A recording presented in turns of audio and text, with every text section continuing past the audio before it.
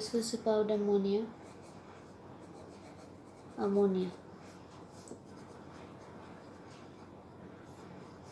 That is NH3. First अगर देखें तो अमोनिया जो है स्मॉल क्वांटिटीज़ में एयर में भी प्रेजेंट होती है और सॉइल में भी प्रेजेंट होती है। एयर और सॉइल में ये आती कहाँ से है? So ammonia is present in small quantities in air and soil where it is formed by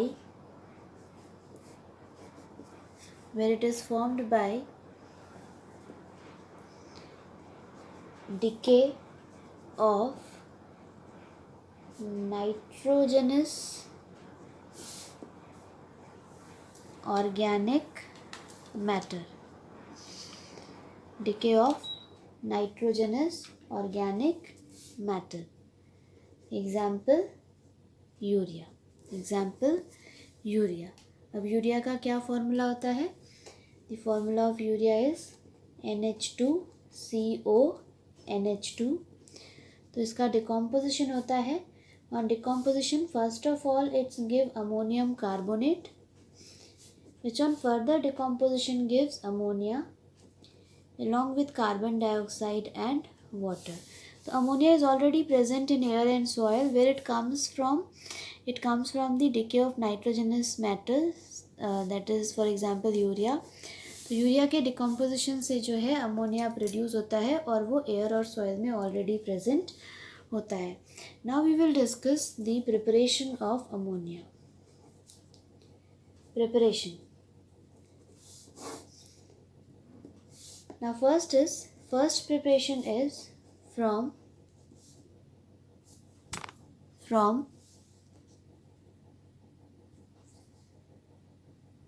ammonium salts on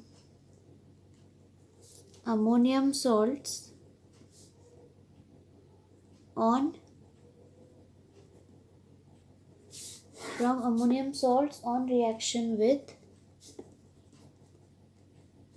strong base. From ammonium salts on reaction with strong base. तो ammonium salts की reaction करानी है base की presence में. तो यहाँ पर हम जो रिएक्शन करा रहे हैं, हमने जो अमोनियम सॉल्ट ली है, पहली अमोनियम सॉल्ट जो ली है वो है NH4Cl अमोनियम क्लोराइड. इसकी रिएक्शन करा रहे हैं बेस से और यहाँ पे जो बेस लिया गया है that is calcium hydroxide. So reaction of ammonium chloride with calcium hydroxide. तो क्या बनेगा? अब ये बेसिकली क्या होता है ना कि बेसिकली ये एसिड बेस रिएक्शन हो जाती है. तो एसिड बेस रिएक्शन होने की वजह से क्या होता है कि वाटर तो बनना ही बनना है, साथ में एक सॉल्ट बननी है. तो कैल्शियम क्लोराइड बन गई यहाँ पर CaCl2 और अमोनिया जो है वो अलग हो जाता है. So this is basically an acid base reaction. क्योंकि ये बेस है और ये जो सॉल्ट होती है अमोनियम क्लोराइड ये एसिडिक होती है. तो this is basically an acid base reaction in which a salt and water is formed along with the release of ammonia. So from ammonium salts on reaction with base. Balance कर लेते हैं equation को. The second salt which we are taking is ammonium sulphate. अब इसकी भी reaction base से करा रहे हैं NaOH. तो अमोनियम सॉल्ट जो है, अमोनियम सल्फेट जो सॉल्ट है वो एसिडिक है, NaOH बेस है. तो जनरल एसिड बेस रिएक्शन होगी. जब एसिड बेस रिएक्शन होती है तो वाटर बनता है और सॉल्ट बनता है. सॉल्ट कौन सा बनेगा? सोडियम और सल्फेट को मिला के सोडियम सल्फेट बनेगा. अब वाटर निकल गया, सोडियम सल्फेट निकल गया, क्या बच गया? ये. तो यहाँ से जो है अमोनिया जो है वो रिलीज़ हो जाती है. ठीक है. So this is the first preparation, that is reaction of ammonium salts with strong base. एक और ले लेते हैं अमोनियम क्लोराइड. रिएक्शन कराई KOH से. तो क्या हुआ? ये सॉल्ट जो होती है एसिडिक होती है, ये बेस है. तो जनरल एसिड बेस रिएक्शन होगी. क्या बनेगा? Water along with salt. Salt किसकी, K और Cl की, तो KCl बन गया और ये जो पोर्शन है यहाँ से अमोनिया जो है वो रिलीज हो गई. तो first preparation is from ammonium salts on reaction with strong bases. Now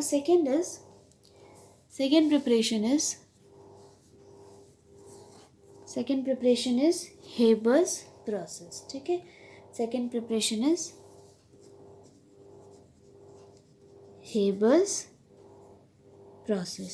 process में क्या होता है, हम डायरेक्टली जो है नाइट्रोजन गैस की रिएक्शन जो है वो हाइड्रोजन के साथ कराते हैं and we get ammonia. This reaction is exothermic. The value of delta H has a negative sign. So this is the reaction for Haber's process. अब यहाँ पे क्या आता है कि Haber's process में वो कौन सी conditions होंगी which maximize the yield of ammonia. So favorable conditions for the manufacture of ammonia is, अब अगर यहाँ पे देखें तो reaction exothermic है और हमें पता है कि एक्सोथर्मिक रिएक्शंस जो होती हैं they are favoured by low temperatures. तो पहली हमारी रिक्वायरमेंट क्या होगी, पहली रिक्वायरमेंट होगी कि रिएक्शन जो है वो जो है लो टेम्परेचर्स पर हो. तो हम क्या लिखने वाले हैं, now we will discuss the favourable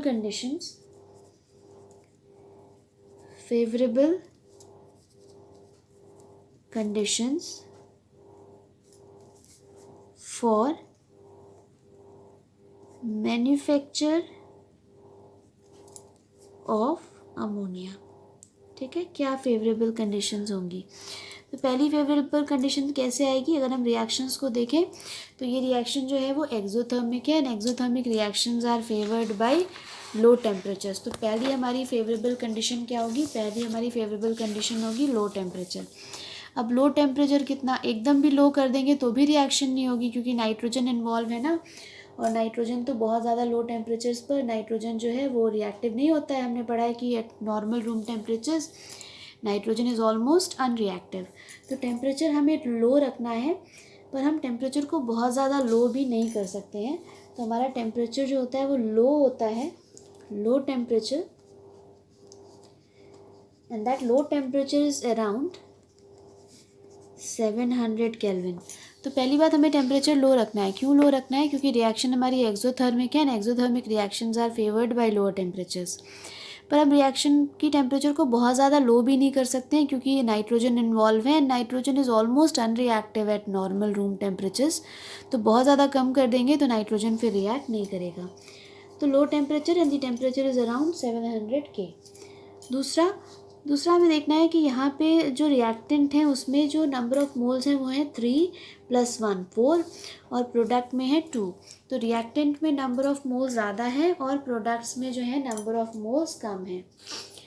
तो जब ऐसा होता है कि रिएक्टेंट्स में नंबर ऑफ़ मोल्स कम हो और प्रोडक्ट्स में रिएक्टेंट में नंबर ऑफ़ मोल्स ज़्यादा हो और प्रोडक्ट में नंबर ऑफ़ मोल्स कम है, then the such reactions are favoured by high pressures. Such reactions are favoured by high pressures. ठीक है, अब हाई प्रेशर्स कैसे भाई, अब वो कौन सा रूल है जिसके अकॉर्डिंग मैं बात कर रही हूँ ये आप लोगों को खुद ही सोचना है और फिर देखना है कि हमको 11th का कुछ याद है कि नहीं याद है. तो since the number of moles are decreasing towards the product, this reaction is favoured by high pressure. So this reaction is favoured by high pressure. ठीक है, नंबर ऑफ मोल्स क्योंकि प्रोडक्ट साइड में डिक्रीज हो रहे हैं तो therefore the reaction is favoured by high pressure. Now तो low temperature होना चाहिए, प्रेशर हाई होना चाहिए. कितना प्रेशर होता है, प्रेशर होता है अराउंड 200 एटमॉस्फेयर और 200 × 10⁵ pascals. So we are discussing the favorable conditions for manufacture of ammonia. और हमने क्या देखा, हमने देखा कि जो रिएक्शन है हमारी वो एक्सोथर्मिक है और क्योंकि रिएक्शन एक्सोथर्मिक है तो this reaction is favoured by low temperature और नंबर ऑफ़ मोल्स क्योंकि हैं डिक्रीज़ कर रहे हैं टूवर्ड्स द प्रोडक्ट साइड, तो यहाँ पे it is favoured by high pressure. और मैंने कहा था कि आपको लॉ का नाम बताना है तो मैं ही यहाँ पे लिख देती हूँ. हम जिस प्रिंसिपल की बात कर रहे हैं वो प्रिंसिपल है ली चैटलियर्स. क्लास 11th में पढ़ाया जाता है ली चैटलियर्स प्रिंसिपल. ठीक है, और इसी के बेसिस पे हम बात कर रहे हैं। हमारी रिएक्शन जो है वो एक्सोथर्मिक है ना, तो exothermic reactions are favoured by low temperatures, क्योंकि टेम्परेचर लो रहेगा तो रिएक्शन जो है वो एक्सोथर्मिक साइड में ज़्यादा होगी, सो दैट कि वो टेम्परेचर बड़ा मतलब हीट एनर्जी रिलीज़ करे और इक्विलिब्रियम वापस अटेन हो जाए। So exothermic reactions are favoured by low temperature. Similarly अगर हम रिएक्शन हाई प्रेशर पे कराते हैं तो इक्विलिब्रियम अटेन करने के लिए प्रेशर कम करना पड़ता है, और प्रेशर कम कैसे होगा, जब रिएक्शन उस साइड में शिफ्ट होगी जहाँ पर नंबर ऑफ़ मोल्स कम है। अब यहाँ पे नंबर ऑफ़ मोल्स जो है वो प्रोडक्ट साइड में कम है, तो जब हम प्रेशर बढ़ाएंगे तो reaction will proceed in a direction where the number of moles या number of molecules are decreasing, और इस रिएक्शन में वो साइड कौन सी है, वो प्रोडक्ट साइड है। तो high pressure favours the reaction, favors the direction of the reaction in which there is decrease in the number of moles। जब हम प्रेशर बढ़ाते हैं तो रिएक्शन उस डायरेक्शन में होती है जहाँ नंबर ऑफ़ मोल्स डिक्रीज़ हो रहे हैं। यहाँ number of moles product side में डिक्रीज़ हो रहे हैं तो रिएक्शन प्रोडक्ट साइड में शिफ्ट हो जाएगी और ज़्यादा अमोनिया जो है वो मैन्युफैक्चर होगी। तो first condition is low temperature, second condition is high pressure, pressure is around 200 atmosphere and temperature is around 700 K। Now the next thing is catalyst, है ना। हमारा तीसरा क्या है, तीसरा है हमारा कैटलिस्ट। कैटलिस्ट क्या करता है, रेट ऑफ रिएक्शन बढ़ा देता है। तो हमें रेट ऑफ रिएक्शन बढ़ानी है। हमारा जो यहाँ पे कैटलिस्ट यूज़ होते हैं वो होते हैं आयरन ऑक्साइड, साथ में K2O एंड Al2O3 मतलब पोटेशियम का और एल्यूमिनियम का ऑक्साइड। इनके साथ कैटलिस्ट के साथ ही यहाँ पर एक प्रमोटर भी यूज़ होता है। द प्रमोटर यूज्ड, प्रमोटर जो यहाँ पे यूज़ होता है वो होता है मोलिब्डेनम। ठीक है, the promoter used is molybdenum. Promoters क्या होते हैं, प्रमोटर्स जो होते हैं वो कैटलिस्ट की एक्टिविटी को इंक्रीज़ कर देते हैं। So these are the preparations of ammonia, so from ammonium salts, and second is Haber's process. Now next is properties of ammonia. The next is properties of ammonia. So next is properties। Properties देखें अगर तो जो ammonia gas होती है वो भी colourless होती है। कलरलेस डाई नाइट्रोजन हमने डिस्कस किया था, तो कलरलेस गैस होती है and it has a pungent, very strong pungent order. ठीक है, it has a very strong pungent order। It is a colorless gas and it has a very strong pungent odor. Now, it is extremely soluble in water। water में बहुत ज़्यादा soluble होती है, बहुत easily soluble हो जाती है। So it is extremely soluble in water। ठीक है, and जो हमारा boiling point है अमोनिया का, दैट इज़ 239.6 K, और इसका जो फ्रीजिंग पॉइंट है वो है 198.4 K। तो it has appreciable high boiling point. क्यों है इसका अप्रिशिएबल हाई बॉइलिंग पॉइंट, और अपने ग्रुप में जो है ये कंपाउंड एनोमलस प्रॉपर्टी भी शो करता है ना, नाइट्रोजन, तो इसका बॉइलिंग पॉइंट एक्सेप्शनली हाई होता है। क्यों इसका एक्सेप्शनली हाई होता है, क्योंकि अमोनिया जो है, ammonia NH3 ammonia in solid and liquid state, ammonia in solid and liquid state is associated with hydrogen bonds। ठीक है, तो क्यों इसका हाई होता है मेल्टिंग एंड बॉइलिंग पॉइंट, क्योंकि अमोनिया जो है वो लिक्विड और सॉलिड दोनों स्टेट में जो है हाइड्रोजन बॉन्ड्स का फॉर्मेशन करता है।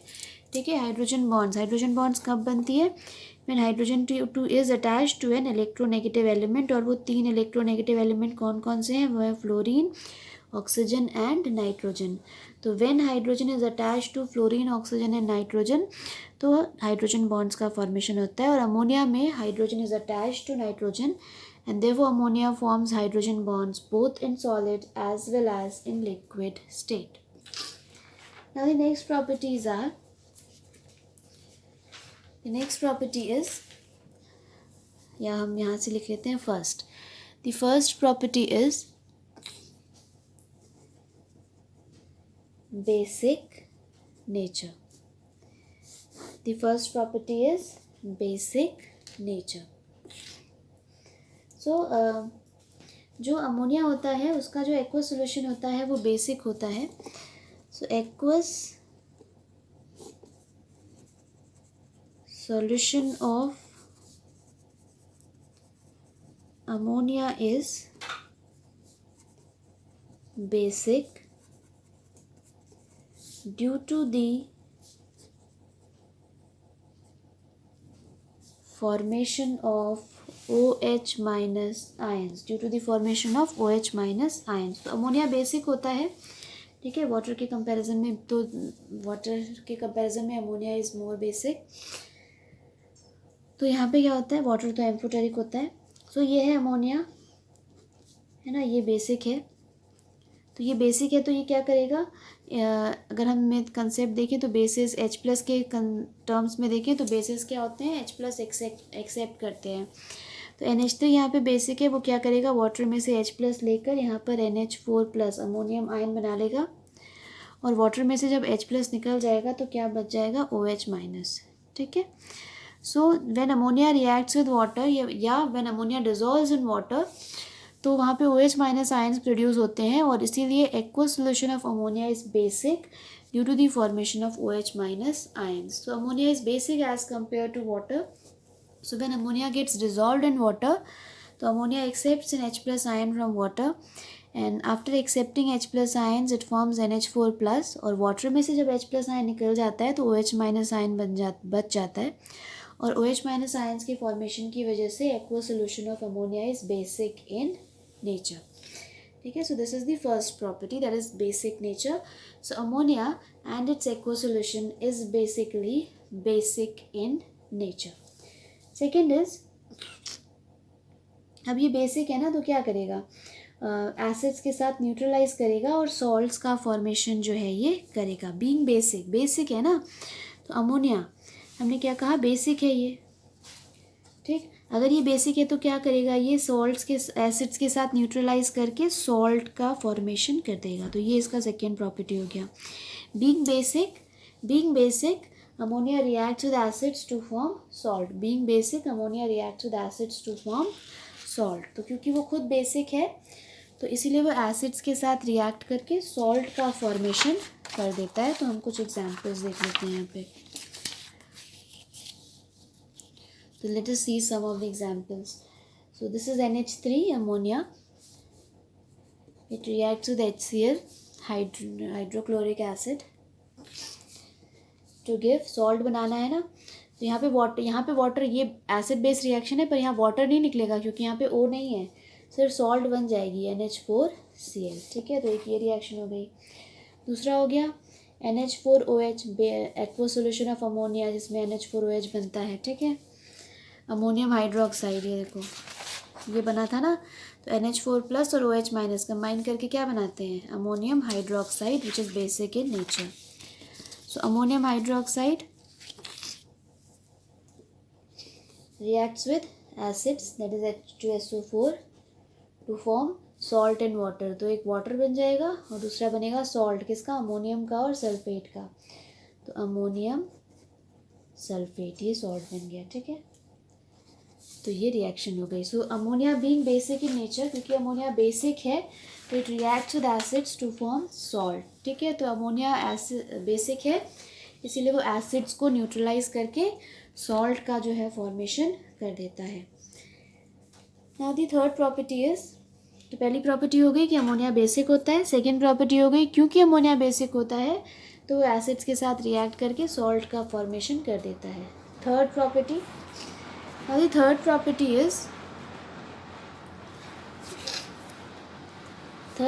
is reaction with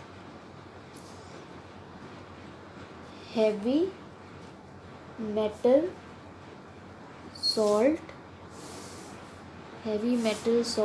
solution. So reaction with heavy metal salt solution.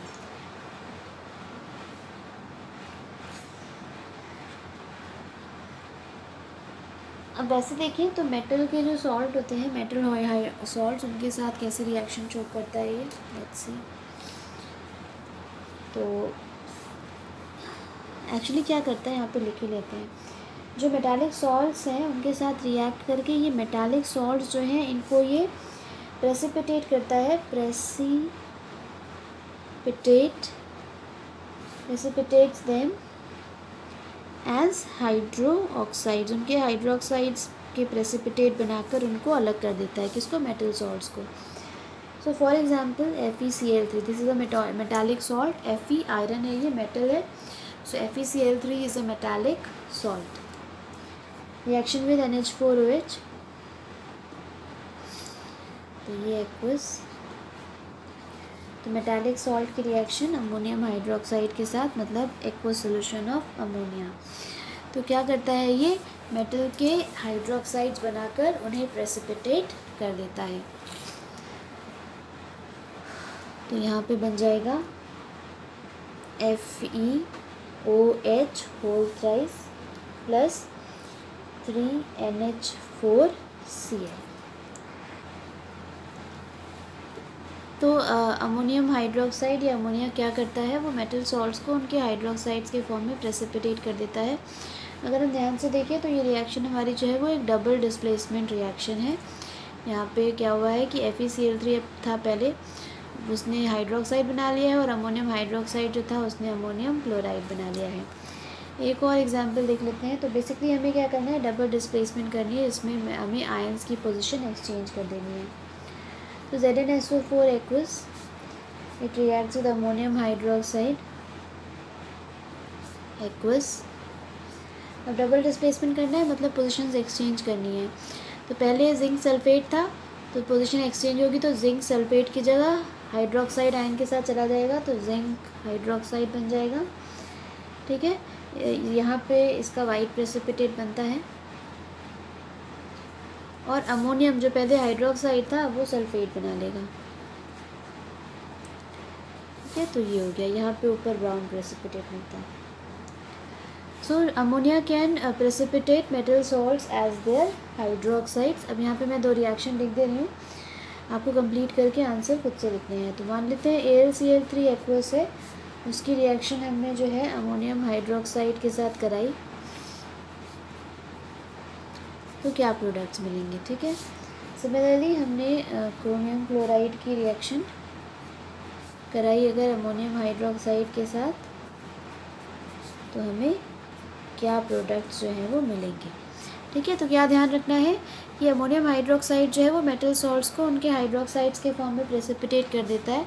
Basically reaction double displacement होती है, जिसमें आयंस की पोजीशन जो है वो एक्सचेंज हो जाती हैं। So this was the third property of ammonia. Now the fourth property of ammonia is ammonia acts as a Lewis base। ठीक है, क्यों भाई, क्योंकि अमोनिया में नाइट्रोजन है, और नाइट्रोजन के पास जो है लोन पेयर ऑफ इलेक्ट्रॉन्स होते हैं। So it is due to lone pair of electrons on nitrogen। So it is due to lone pair of electrons on nitrogen। तो नाइट्रोजन जो है अमोनिया में, उसके पास लोन पेयर है, जिसकी वजह से अमोनिया जो है वो लुईस बेस की तरह काम करता है। अब क्योंकि उसके पास लोन पेयर है, तो वो लोन पेयर क्या करेगा, it can donate its lone pair. तो डोनेट पे जो उसके लोन पेयर है वो उसको क्या कर सकता है, डोनेट कर सकता है। तो it donate its lone pair to form coordinate bond. अब लोन पेयर डोनेट करके जो बॉन्ड बनती है वो कोऑर्डिनेट बॉन्ड बनती है। ठीक है, कोवेलेंट बॉन्ड जो होती है वो इलेक्ट्रॉन शेयरिंग से बनती है, आयनिक बॉन्ड जो होती है वो इलेक्ट्रॉन ट्रांसफ़र से बनती है, और अगर लोन पेयर यूज़ हो बॉन्ड फॉर्मेशन में तो कोऑर्डिनेट बॉन्ड बनती है। So it donate its lone pair to form coordinate bond with, अब कौन लेगा इलेक्ट्रॉन इसके, कौन इसके लोन पेयर लेगा, जिसके खुद के पास नहीं होंगे इलेक्ट्रॉन्स। तो it donate its lone pair to form coordinate bonds with electron deficient molecules, मतलब वो मॉलिक्यूल्स जिनके पास इलेक्ट्रॉन्स कम है वो इनके लोन पेयर्स लेते हैं। So it donate its lone pair to form coordinate bond with electron deficient molecules or transition metal cations having vacant d orbitals to form complex। ठीक है, तो क्यों जो अमोनिया है it acts as Lewis base, क्यों? क्योंकि जो nitrogen है उसके पास लोन पेयर ऑफ इलेक्ट्रॉन्स है due to the presence of lone pair of nitrogen. अब क्योंकि लोन पेयर है तो ये क्या करता है, अपने लोन पेयर डोनेट करता है, और जब लोन पेयर डोनेट होते हैं तो जो बॉन्ड बनती है वो कोऑर्डिनेट बॉन्ड होती है। अब लोन पेयर किसको डोनेट करेंगे भाई, कौन लेगा लोन पेयर? लोन पेयर वो लेंगे जिनके पास खुद इलेक्ट्रॉन्स कम हो, मतलब इलेक्ट्रॉन डेफिशिएंट मॉलिक्यूल्स हों, या जिनके पास खाली जगह हो। खाली जगह होने का मतलब है कि they have vacant d orbitals. So ammonia can donate its lone pair of electrons to form coordinate bond with electron deficient molecules and the transition metal cations having vacant d orbitals। अब इसके कुछ reactions देख लेते हैं। तो reactions अगर देखें तो कॉपर जो है वो एक ट्रांजिशन मेटल आयन है, कैटायन है, इसके पास वेकेंट डी ऑर्बिटल्स होते हैं। तो इसकी रिएक्शन हम अमोनिया से करा देते हैं। ठीक, तो अब अमोनिया में जो नाइट्रोजन है अपने लोन पेयर्स जो है वो कॉपर को दे के कॉम्प्लेक्स का फॉर्मेशन कर देगा, CuNH3 4। अब ये क्या होते हैं कॉम्प्लेक्स, ये हम कोऑर्डिनेशन कंपाउंड में पढ़ेंगे, इसका डीप ब्लू कलर आता है। ठीक, तो यहाँ पे कॉपर और अमोनिया के बीच में जो बॉन्ड बन रही होती है वो कोऑर्डिनेट बॉन्ड होती है, जिसमें नाइट्रोजन अपने दोनों लोन पेयर जो है वो कॉपर को डोनेट करता है। Similarly we can see one more example, Ag plus silver ion के साथ। ठीक है, यहाँ पे क्या बन जाएगा, AgNH3 2।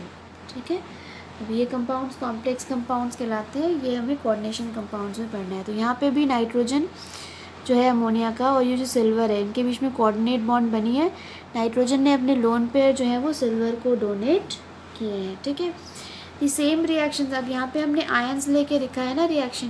कभी कभी एग्ज़ाम में क्या होता है कि आयंस नहीं दिए होते हैं, पूरा का पूरा यहाँ पे कंपाउंड दिया होगा। मतलब यहाँ पे कॉपर की जगह लिखा होगा, मान लेते हैं कॉपर सल्फेट। क्या लिखा होगा, कॉपर सल्फेट। तो अगर कॉपर की जगह कॉपर सल्फेट लिखा है तो ये पूरा कॉम्प्लेक्स जो है वो सेम रहेगा, बस बाहर इसकी जगह हम क्या लिखना पड़ेगा, बाहर SO4 लगाना पड़ेगा। तो इसकी जगह हो जाएगा CuNH3 होल ये 4 और बाहर लिखेंगे SO4। ठीक, तो अगर सिर्फ कॉपर आयन लिखा होगा तो आयन लिखेंगे, कॉपर सल्फेट दिया होगा तो ये पूरा कॉम्प्लेक्स लिखेंगे। सिमिलरली अगर सिर्फ Ag+ दिया होगा तो ये कॉम्प्लेक्स लिखेंगे। अगर Ag+ की जगह उन्होंने AgCl लिख दिया, ठीक है, तो हमें यहाँ बाहर जो है वो Cl लगाना पड़ेगा, तो हमारा कॉम्प्लेक्स हो जाएगा AgNH3 होल ट्वाइस Cl। ठीक है, तो हम देख लेंगे एग्जाम में कि उन्होंने हमें सिर्फ आयन दिया है कि पूरा का पूरा कंपाउंड दिया है। अगर कंपाउंड दिया होगा पूरा तो जो नेगेटिव पार्ट होगा उसको हम ये जो स्क्वायर ब्रैकेट्स हैं उसके बाहर रख देंगे, और अगर सिर्फ आयन दिया होगा तो नेगेटिव जो स्क्वायर ब्रैकेट है उसके ऊपर चार्ज लगेगा बस। So that was ammonia.